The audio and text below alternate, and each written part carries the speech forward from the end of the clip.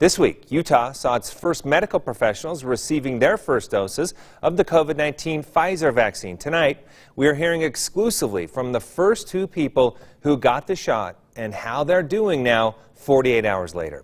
ABC4's Jason Wynn live at U of U Health tonight. Jason, you checked up on these two. How are they doing? Hey, good evening, Glenn. Both are doing remarkably well. Christy Mulder, she was the first person to get the COVID-19 vaccination in the state of Utah. She tells me she hasn't missed a beat. In fact, she is inside the hospital right now saving COVID-19's patients' lives.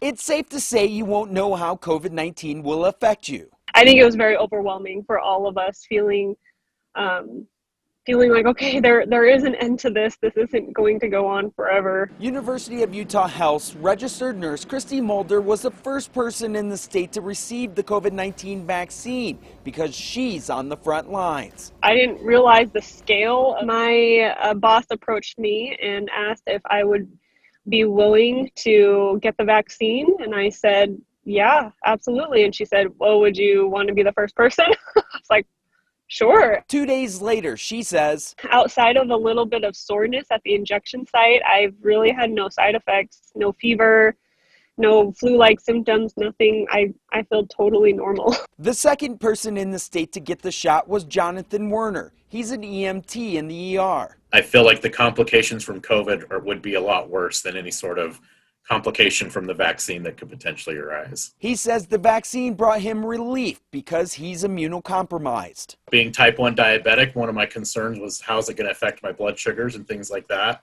My blood sugars have been fine. There's been no effect to them whatsoever. These two's holiday wish is that Utahns won't get complacent because there's a vaccine. Still need to be diligent about, our social gatherings, about wearing masks. It's not necessarily the end all be all. We still need to do our part to be careful and wise as well.